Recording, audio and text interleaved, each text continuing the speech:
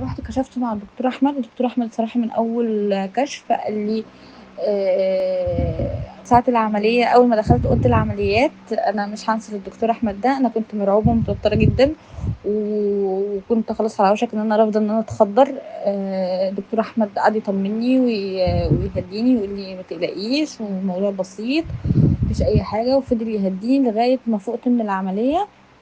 طبعًا اتصدمت من النتيجة كانت تحفة، تحفة، تحفة، تحفة، ما كنتش متخيلة النتيجة هتبقى كده. ده غير أصلًا النضافة والدنيا كل حاجة كانت ماشية مضبوطة.